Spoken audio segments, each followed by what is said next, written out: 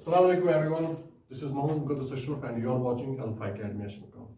I am back with another lecture of the class 10th history chapter 1st, that is the nationalism in Europe, the rise of nationalism in Europe. And today our topic is the intellectual cause that led to the French Revolution in 1789.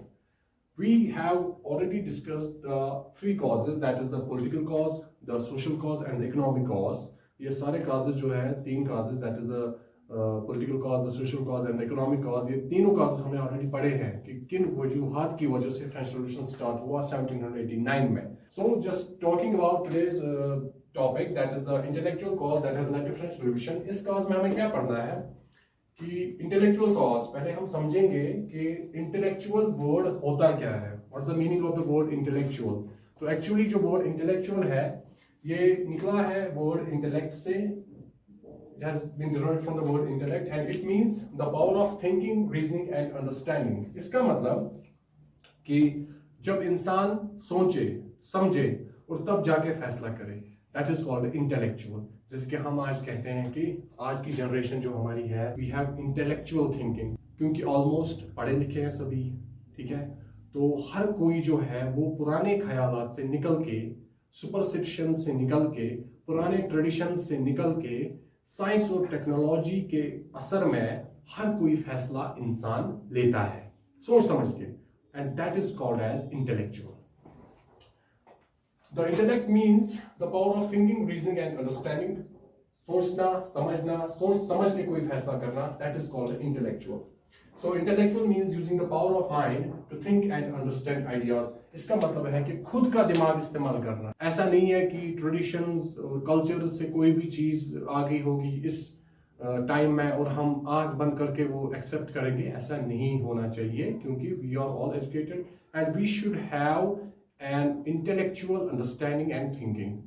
तो जब हम अपने दिमाग का इस्तेमाल करके अच्छे से सोचेंगे, समझेंगे और तब जाके फैसला देंगे कि हाँ क्या ये कॉमन सेंस में सही बात है कि नहीं है, दैट इज कॉल्ड इंटेलेक्चुअल.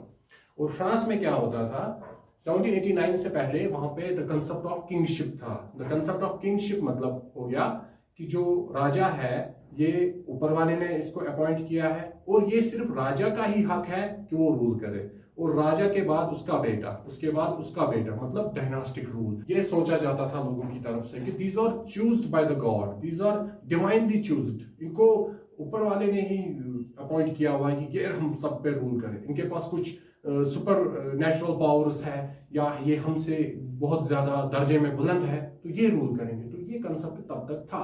लेकिन 18th सेंचुरी में क्या हुआ कि the 18th century came to be known as the age of enlightenment. Age of enlightenment 18th century को कहते हैं the age of enlightenment. 18th century मैंने आपको ऑलरेडी बोला कि 18th century हम कहते हैं 1700 से लेकर 1800 AD तक या CE जिसे हम बोलते हैं कॉमन एरा. तो इन 100 सालों को हम बताते हैं 18th century. 18th century में क्या हुआ, इंडस्ट्रियल रेवोल्यूशन आया. 8th क्लास में पढ़ा होगा आप लोगों ने. इंडस्ट्रियल रेवोल्यूशन जब आया तो बहुत सारी मशीन्स जो है वो इन्वेंट हो गई. मशीन्स जब बनी तो जो चीजें अब तक कम क्वांटिटी में थी, ठीक है, for example we will take the example of books. We will take the example of books. जो बुक्स अभी तक, जो किताबें अभी तक हाथों से लिखी जाती थी, तो एक बंदा एक किताब को लिखने में कितना टाइम लगा था, बहुत ज्यादा.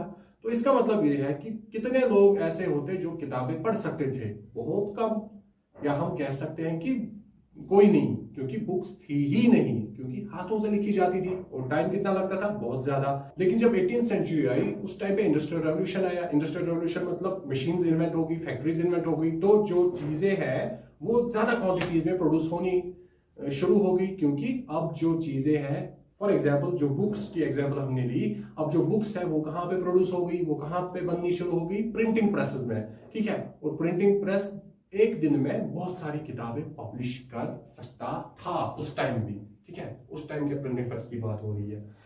तो क्या हुआ कि जो ये बुक्स थी, इन बुक्स में कुछ नए नए आइडियाज लिखे गए, ठीक है. जैसे कि मैंने यहाँ पे लिखा है कि कुछ आइडियाज, जैसे कि the ideas of liberty, the ideas of equality, fraternity and reason and science, ये आइडियाज जो है ये इन बुक्स में लिखे गए. और जब इन बुक्स में ये आइडियाज लिखे गए तो लोगों ने ये पढ़ने शुरू किए। जब लोगों ने ये आइडियाज पढ़े तो उन्हें सच में लगा यार हम क्या कर रहे थे, हम अभी तक सोच रहे थे कि लुईस 16 को ऊपर वाले ने अपॉइंट किया हुआ, ये तो हम पे जुल्म कर रहा है, हमें खुद अपनी अक्ल का इस्तेमाल करके क्या कर रहा है, we have to change the system, we have to abolish the monarchy and we have to set up such a government that will think of the people, that is democracy।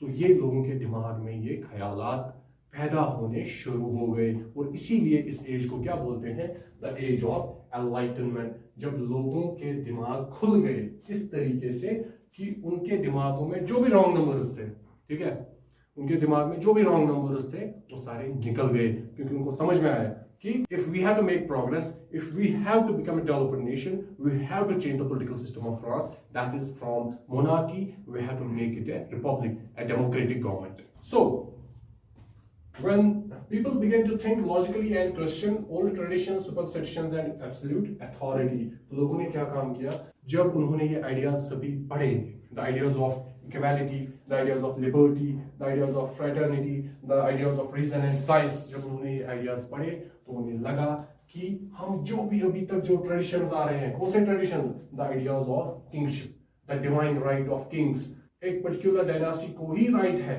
हक है फ्रांस पे rule करने का। उन्होंने challenge किया, नहीं Lewis 16 इस लायक है ही नहीं, he is not competent to be the king of France, हमें इसको बदलना है। So that is termed as कि उन्होंने चैलेंज करना शुरू किया ट्रेडिशंस को, ओल्ड ट्रेडिशंस को। उसके बाद हो गया सुपरस्टिशंस। सुपरस्टिशंस मतलब जो वहम हमने पाले हैं दिल और दिमाग में, उन्हें हम कहते हैं सुपरस्टिशंस, ठीक है। तो फ्रांस के लोगों में जो सुपरस्टिशंस थे कि अगर हमने मोनार्की के खिलाफ कुछ किया, मोनार्की मतलब लुईस 16 की government, that is against the king, अगर हमने इसके खिलाफ कुछ किया तो ऊपर वाला नाराज हो जाएगा क्योंकि इसे ऊपर वाले ने अपॉइंट किया है। तो these were called as superstition. लोगों ने बोला, फिलोसफर्स ने बोला, यार क्या बकवास बोल रहे हो तुम, लुईस 16 अपने पार्टियों में बैठा है, चलो हमें सिस्टम चेंज करना है, ठीक है। तो क्या हुआ कि जो मेन आइडियाज जो मैंने आपको ऑलरेडी बोला कि द आइडियाज ऑफ लिबर्टी, ठीक है, पीपल शुड बी फ्री, लोगों के दिमागों में ये बात पैदा हुई कि हमें आजाद होना चाहिए। जो भी हम पे restrictions monarchy that is the Louis 16 ने लगाए हैं, हम पे जो रेस्ट्रिक्शंस लगाए हैं वो नहीं होने चाहिए। We should have a democratic setup. और equality, all the people should be equal before law. हर कोई इंसान, चाहे वो अपर कास्ट का हो, चाहे वो लोअर कास्ट का हो, चाहे वो फर्स्ट एस्टेट का हो, सेकंड एस्टेट का हो या थर्ड एस्टेट का हो, ऑल शुड बी इक्वल, जो कि फ्रांस में नहीं था। तो उन्होंने बोला कि ऑल शुड बी इक्वल। तो ये आइडियाज शुरू हुए। उसके बाद the idea of fraternity, brotherhood and unity among all, religion के बेस पर, कलर के बेस पर, वेल्थ के बेस पर, पोजीशन के बेस पर भेदभाव नहीं होना चाहिए, ठीक है। कोई अभी नोबल है, कोई अभी चर्च रिलीजियस मैन है तो वो हमसे कुछ ज्यादा ही सुपीरियर है, ऐसा नहीं होना चाहिए। और जो अगर मैं कंटेम्प्रेरी टाइम की बात करूं तो हमारी सोसाइटी में भी कुछ ऐसे बंदे हैं, कुछ ऐसे कास्ट के लोग हैं जिन्हें लगता है कि हम बाकी जो लोगों से हम थोड़ा सा ऊपर हैं, ठीक है, बाकी लोगों से ज्यादा अपने आप को थोड़ा सा एक ऊंचा दर्जा वो देते हैं कि we belong to that very dynasty so we are superior than these people. तो ऐसा नहीं चलता है, ये 21वीं सदी चल रही है। तो in this very world, in this very country and in this very society all the castes are same, किसी में कोई फर्क नहीं है, ठीक है। तो यही फ्रांस के लोगों ने भी उस टाइम पे सोचा, समझा और किया। उसके बाद reason and science, it should guide society not superstition. जो एक समाज है उसकी बुनियाद हमें बनानी है साइंस पे, ठीक है।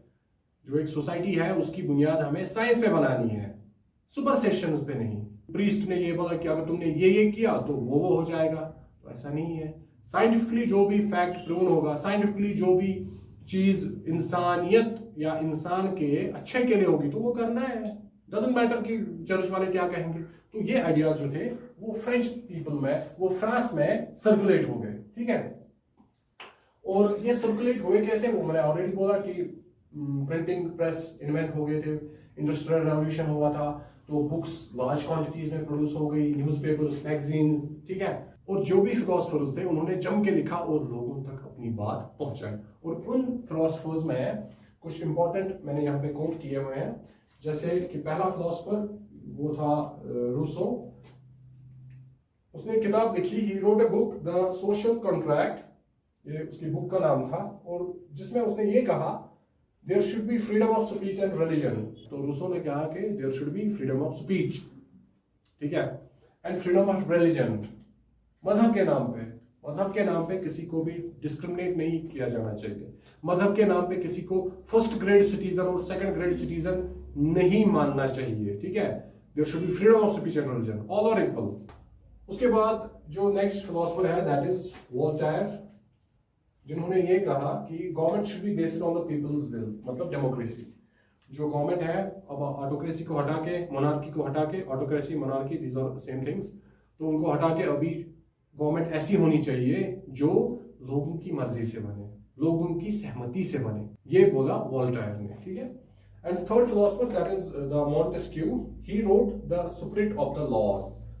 उन्होंने कौन सी बुक लिखी, the spirit of the laws, जिसमें उन्होंने यही आइडियाज जो है, the ideas of liberty, the ideas of equality, the ideas of fraternity, the ideas of democracy, so these ideas challenged the injustice and inspired revolutions like the French Revolution in 1789। तो इन ideas की वजह से लोगों में एक हिम्मत आई और उन्होंने चाहा कि we should change the system, we should just abolish the monarchy and we should put a setup in France that would think of the people, and that setup is called as democracy। तो वहां पे उन्होंने उसी के लिए revolution start किया और उस रेवोल्यूशन को बोलते हैं the French revolution that happened in 1789। Okay, so this was the intellectual cause। ठीक है, हो गए 4 cause हमारे पास, political cause, social cause, economic cause and intellectual cause। These 4 causes, these are the first 4 causes that led to French Revolution। और जब भी exam में कोई क्वेश्चन आएगा, just discuss the causes of the French Revolution or what were the causes of the French Revolution, तो इसी तरीके से आपको ये सीक्वेंस वाइज में लिखने हैं, political, social, economic and intellectual. और अगर क्वेश्चन में ये होगा कि just discuss the political scenario of France, तो उसमें भी यही लिखना है जो हमने ऑलरेडी पढ़ा। सोशल सिनेरियो ऑफ फ्रांस, उसमें भी वही लिखना है, वो state system. And economic cause जो हमने ऑलरेडी पढ़ा था, अनफेयर टैक्सेशन सिस्टम, ठीक है। उसी तरीके से इंटेलेक्चुअल कॉज में यही है कि the philosophers, the ideas that were given by the philosophers like Rousseau, Voltaire and Montesquieu, the ideas of science and technology, liberty, fraternity, ठीक है। तो ये उसमें आपको लिखना है।